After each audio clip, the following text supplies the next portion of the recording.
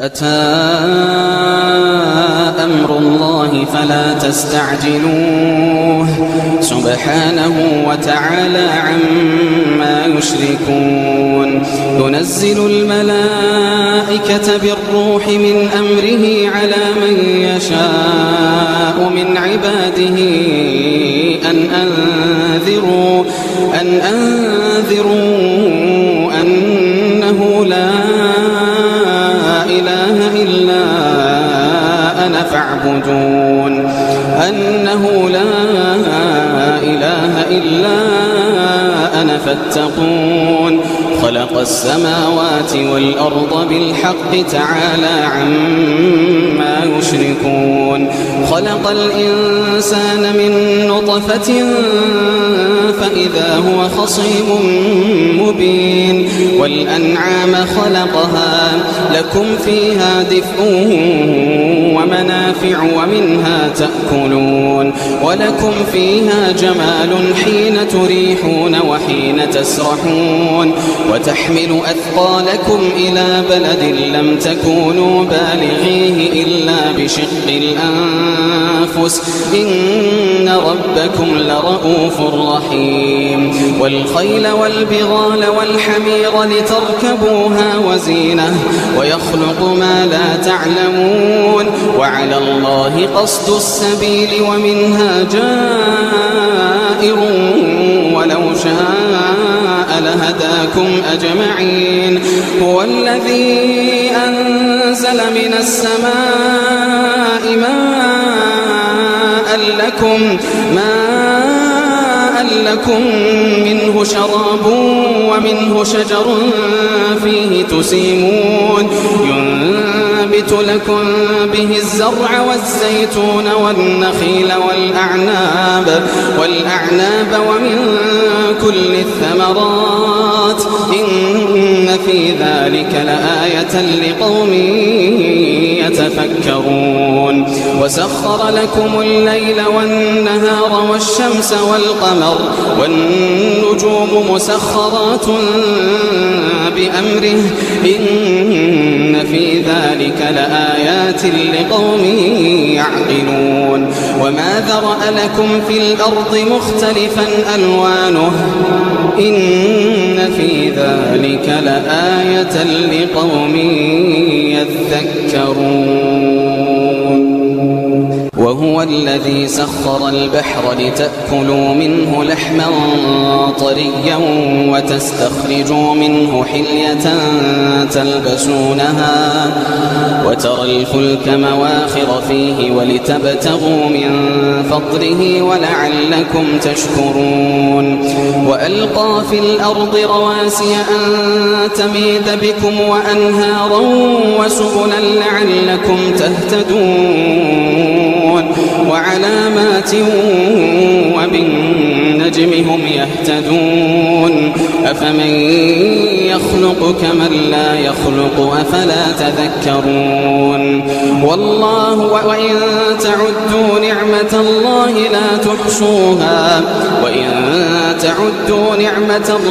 لا تحصوها إن الله لغفور رحيم. والله يعلم ما تسرون وما تعلنون. والذين يدعون من دون الله لا يخلقون شيئا وهم يخلقون. أموات غير أحياء وما يشعرون أيان يبعثون. إلهكم إله واحد فالذين لا يؤمنون بالآخرة قلوبهم منكرة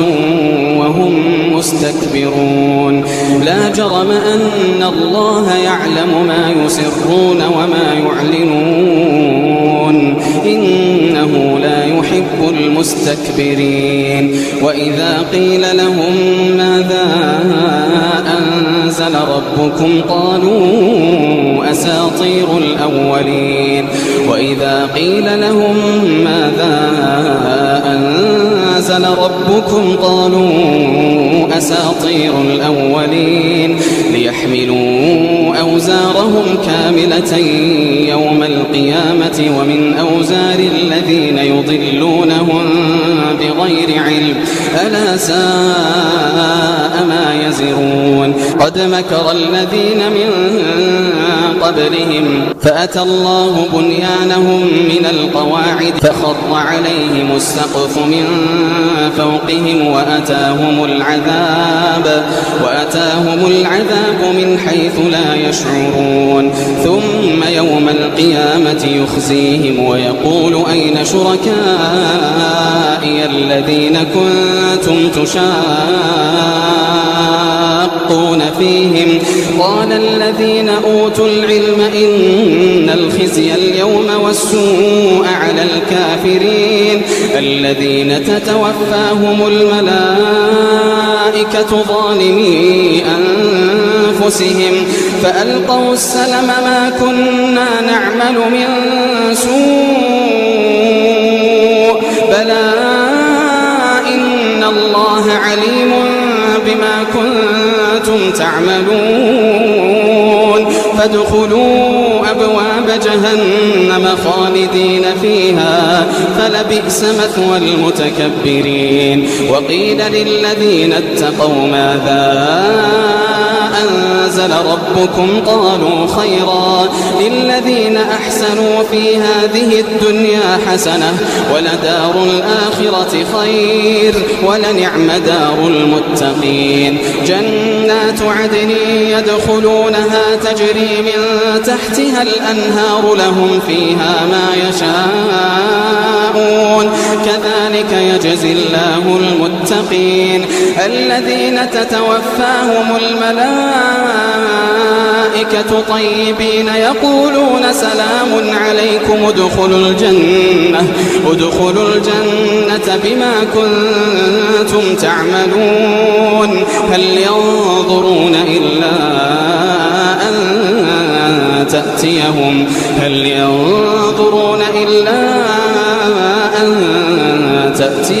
الملائكة أو يأتي أمر ربك كذلك فعل الذين من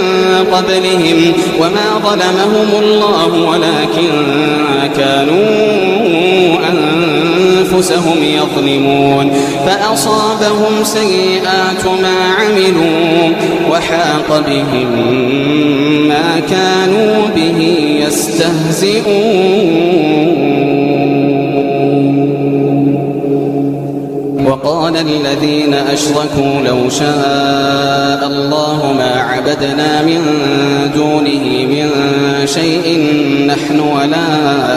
آباؤنا ولا حرمنا من دونه من شيء كذلك فعل الذين من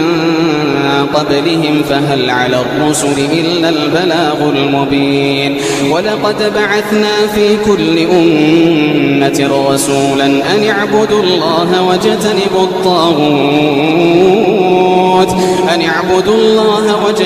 الطاغوت فمنهم من هدى الله ومنهم من حقت عليه الضلالة فسيروا في الأرض فانظروا كيف كان عاقبة المكذبين إن تحرص على هداهم فإن الله لا يهدي من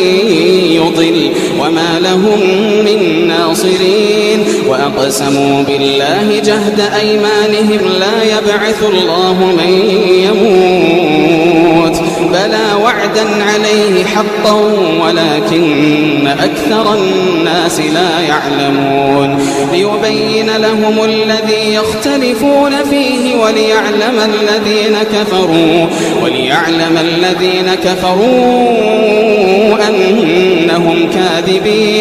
أنهم كانوا كاذبين إنما قولنا لشيء إذا أردناه أن نقول له كن فيكون والذين هاجروا في الله من بعد ما ظلموا لنبوئنهم في الدنيا حسنة ولأجر الآخرة أكبر لو كانوا يعلمون الذين صبروا وعلى ربهم يتوكلون وما أرسلنا من قبلك إلا رجالا نوحي إليهم فاسألوا أهل الذكر إن كنتم لا تعلمون بالبينات والزبر وأنزلنا إليك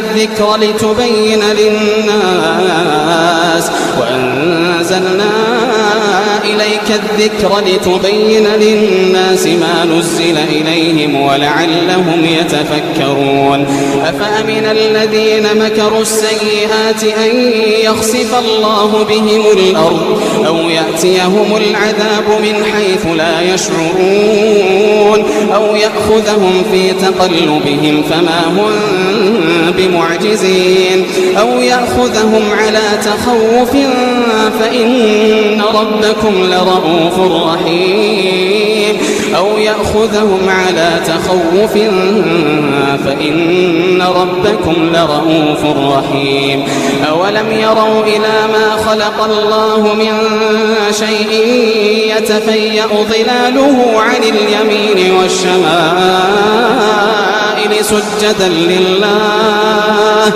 سجدا لله وهم داخرون ولله يسجد ما في السماوات وما في الأرض من دابة ولله يسجد ما في السماوات وما في الأرض من دابة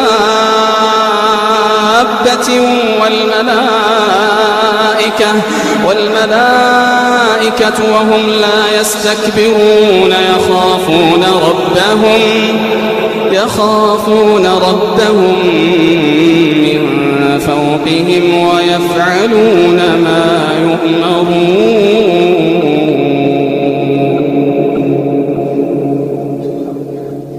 وقال الله لا تتخذوا إلهين اثنين إنما هو إله واحد فإياي فارهبون وله ما في السماوات والأرض وله الدين واصبا أفغير الله تتقون وما بكم من نعمة فمن الله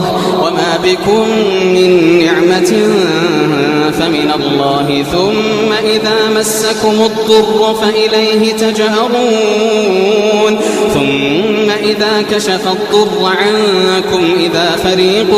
منكم بربهم يشركون ليكفروا بما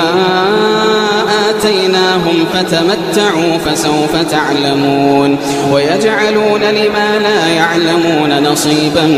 مما رزقناهم تالله لتسألن عما كنتم تفترون ويجعلون لله البنات سبحانه ولهم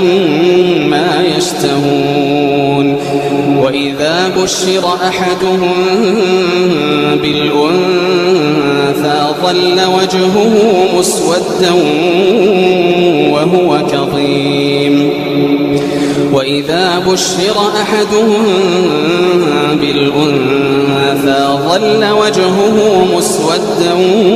وهو كظيم يتوارى من القوم من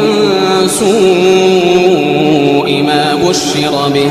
أيمسكه على هون أم يدسه في التراب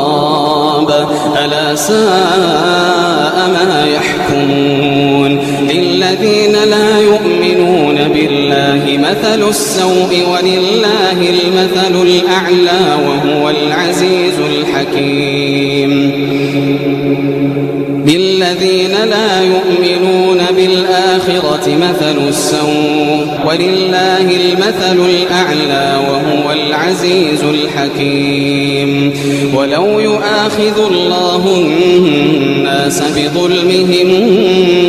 ما ترك عليها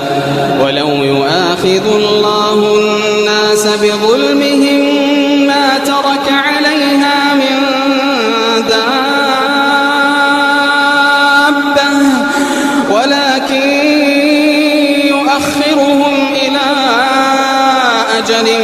مسمى فإذا جاء أجلهم لا يستأخرون ساعة فإذا جاء أجلهم لا يستأخرون ساعة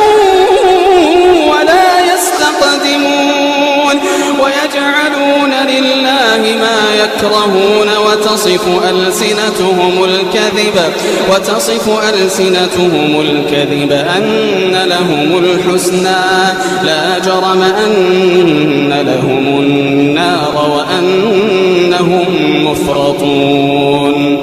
تالله لقد أرسلنا إلى أمم من قبلك فزين لهم الشيطان أعمالهم فهو وليهم اليوم ولهم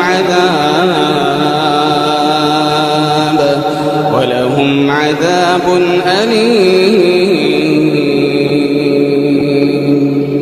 وما أنزلنا عليك الكتاب إلا لتبين لهم الذي اختلفوا فيه وهدى ورحمة لقوم يؤمنون والله أنزل من السماء ماء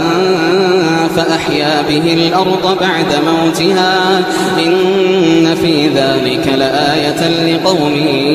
يسمعون وإن لكم في الأنعام لعبرة نسقيكم مما في بطونه من بين فرث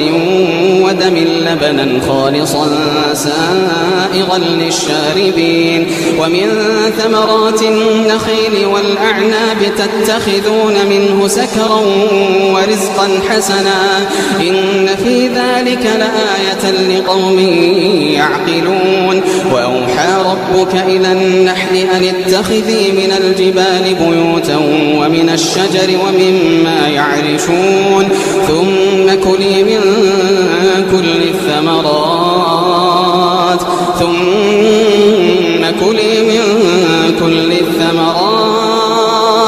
وأوحى ربك إلى النحل أن اتخذي من الجبال بيوتا ومن الشجر ومما يعرشون ثم كلي من كل الثمرات فاسلكي سبل ربك ذللا يخرج من بطونها شراب مختلف ألوانه فيه شفاء للناس إن في ذلك لآية لقوم يتفكرون والله خلقكم ثم يتوفاكم ومنكم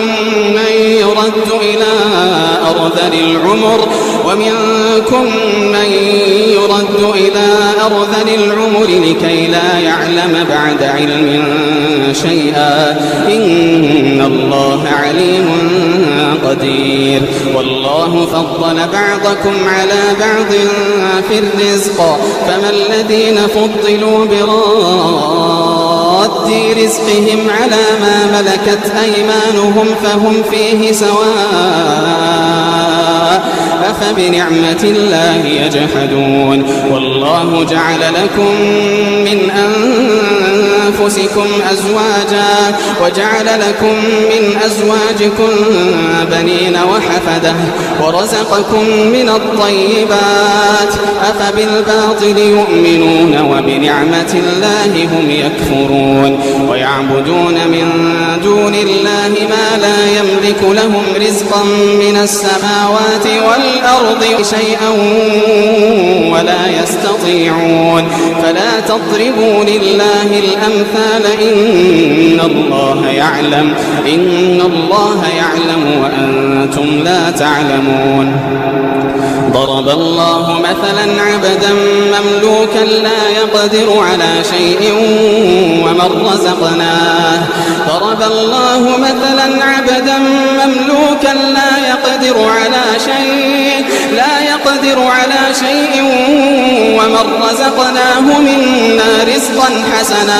ومن رزقناه منا رزقا رزقا حسنا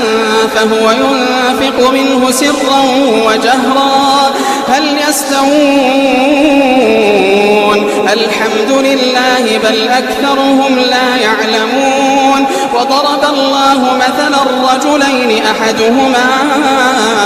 أبكم لا يقدر على شيء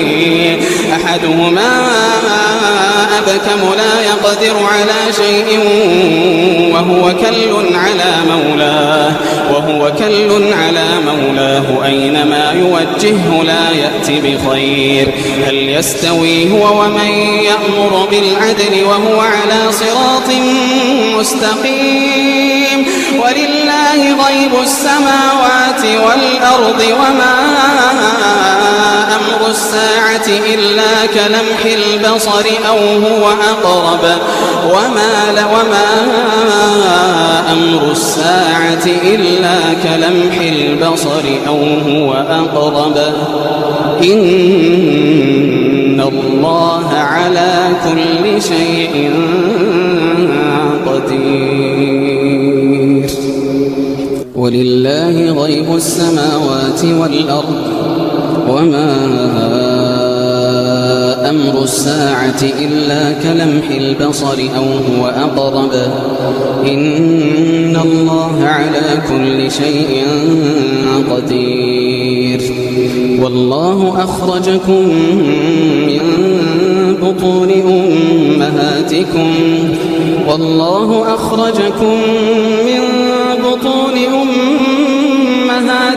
لا تعلمون شيئا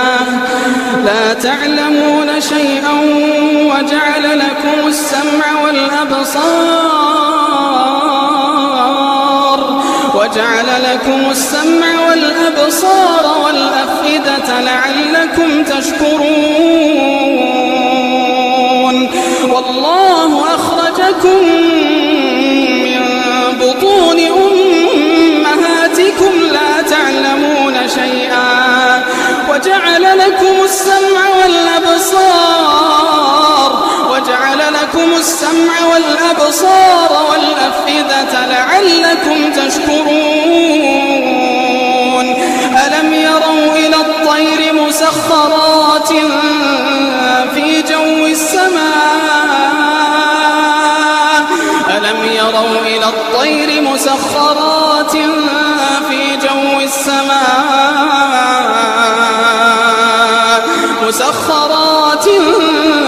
في جو السماء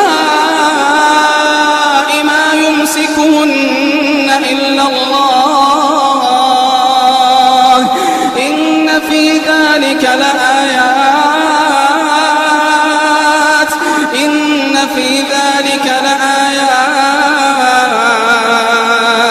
إن في ذلك لآيات لقوم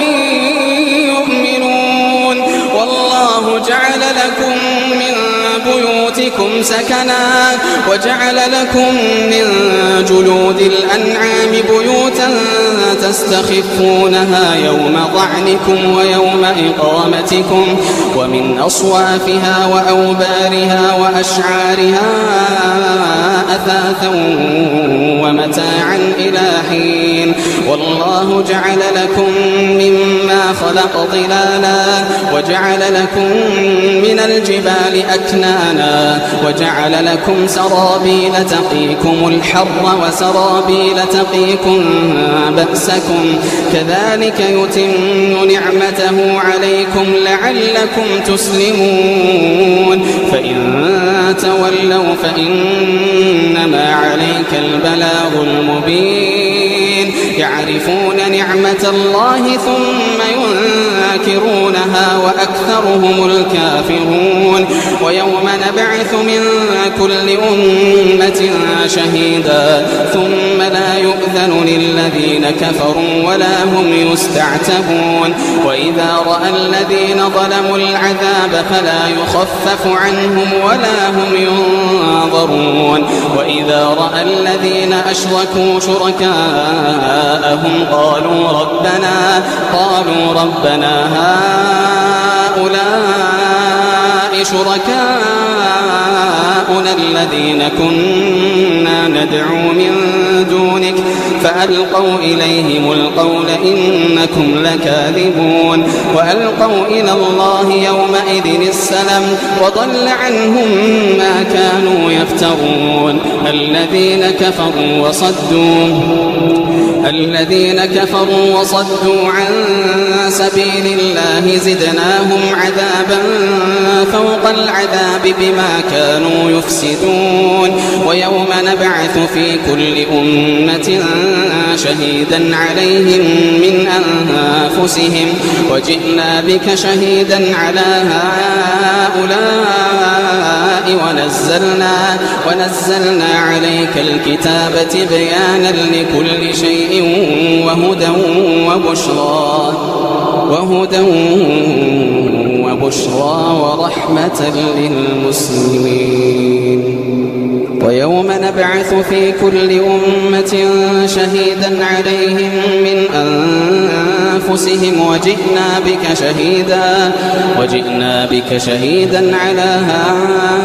هؤلاء ونزلنا عليك الكتاب بيانا لكل شيء وهدى ورحمة وبشرى للمسلمين. إن الله يأمر بالعدل والإحسان وإيتاء ذي القربى وينهى عن الفحشاء والمنكر والبغي يعظكم لعلكم تذكرون. وأوفوا بعهد الله إذا عاهدتم ولا تنقضوا الأيمان بعد توكيدها وقد جعلتم الله عليكم كفيلا إن الله يعلم ما تفعلون. ولا تكونوا كالتي نقضت غزلها من بعد قوة أنكاثا تتخذون أيمانكم دخلا بينكم أن تكون أمة هي أربى من أمة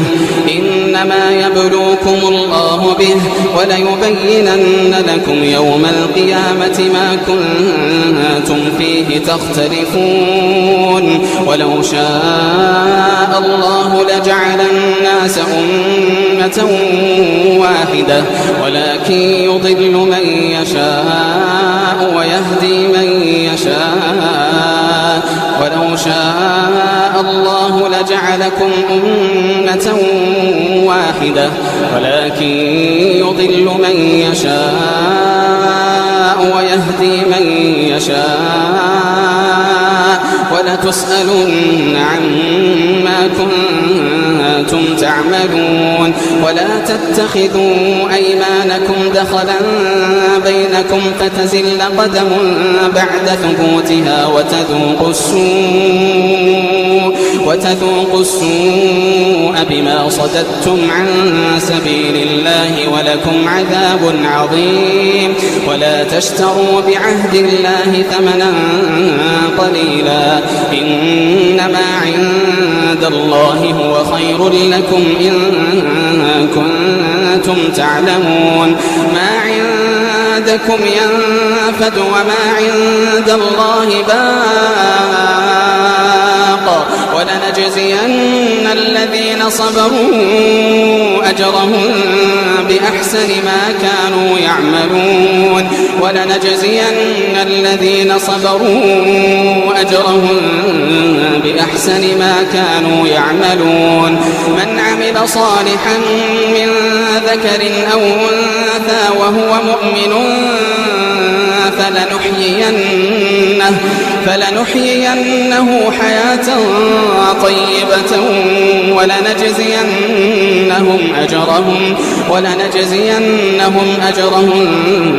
بأحسن ما كانوا يعملون. فإذا قرأت القرآن فاستعذ بالله من الشيطان الرجيم إنه ليس له سلطان على الذين آمنوا وعلى ربهم يتوكلون. إنما سلطانه على الذين يتولونه والذين هم به مشركون. وإذا بدلنا آية مكان آية والله أعلم بما ينزل قالوا إنما أنت مفتر بل أكثرهم لا يعلمون قل أنزله روح القدس من ربك قل نزله روح القدس من ربك بالحق ليثبت الذين آمنوا وهدى وبشرى للمسلمين. ولقد نعلم أنهم يقولون إنما يعلمه بشر لسان الذي يلحدون إليه أعجمي وهذا لسان عربي مبين. إن الذين لا يؤمنون بآيات الله لا يهديهم الله ولهم عذاب أليم. إنما يفتري الكذب الذين لا يؤمنون بآيات الله وأولئك هم الكاذبون. من كفر بالله من بعد إيمانه إلا من أكره وقلبه مطمئن بالإيمان ولكن من شرح بالكفر صدرا فعليهم غضب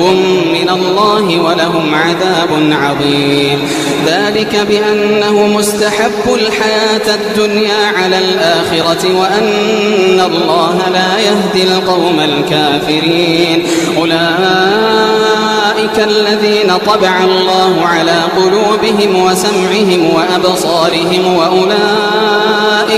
وأولئك هم الغافلون. لا جرم أنهم في الآخرة هم الخاسرون. ثم إن ربك للذين هاجروا من بعد ما فتنوا ثم جاهدوا وصبروا إن ربك من بعدها لغفور رحيم. يوم تأتي كل نفس تجادل عن نفسها وتوفى كل نفس ما عملت وهم لا يظلمون. وضرب الله مثلا قرية كانت آمنة مطمئنة يأتيها رزقها رغدا من كل مكان فكفرت بأنعم الله فأذاقها الله لباس الجوع والخوف بما كانوا يصنعون. وضرب الله مثلا قرية كانت آمنة مطمئنة يأتيها رزقها رغدا من كل مكان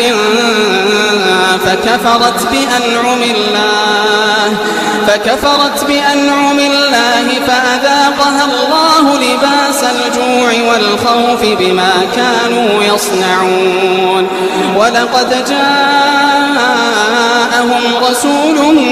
منهم فكذبوه فأخذهم العذاب وهم ظالمون. فكلوا مما رزقكم الله حلالا طيبا واشكروا نعمة الله إن كنتم إياه تعبدون. إنما حرم عليكم الميتة والدم ولحم الخنزير وما أهل لغير الله به فمن اضطر غير باغ ولا عاد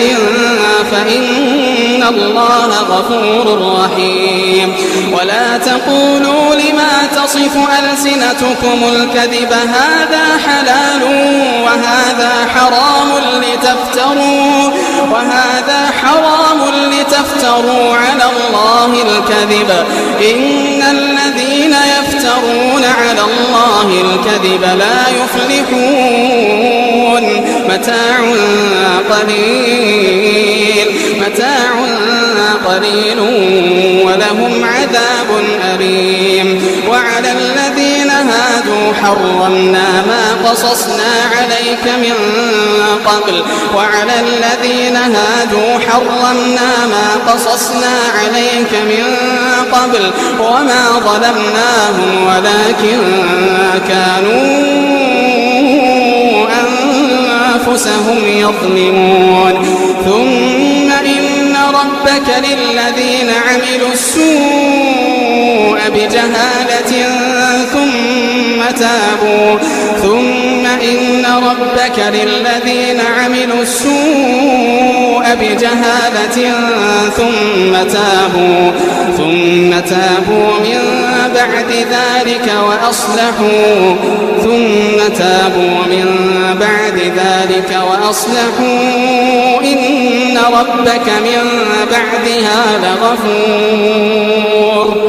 إن ربك من بعدها لغفور رحيم إن إبراهيم كان أمة قانتا لله حنيفا ولم يك من المشركين شاكرا لأنعمه اجتباه وهداه إلى صراط مستقيم وآتيناه في الدنيا حسنة وإنه في الآخرة لمن الصالحين وأوحينا إليك أن اتبع ملة إبراهيم حنيفا ثم أوحينا إليك أن اتبع ملة إبراهيم حنيفا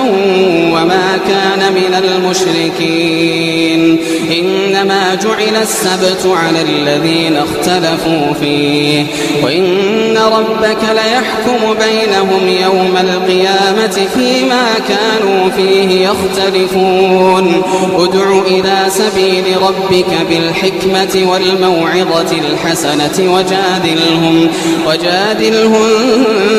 بالتي هي أحسن إن ربك هو أعلم بمن ضل عن سبيله وهو أعلم بالمهتدين وإن عاقبتم فعاقبوا بمثل ما عوقبتم به ولئن صبرتم لهو خير للصابرين واصبر وما صبرك إلا بالله ولا تحزن عليهم ولا تك في ضيق مما يمكرون إن الله مع الذين اتقوا والذين هم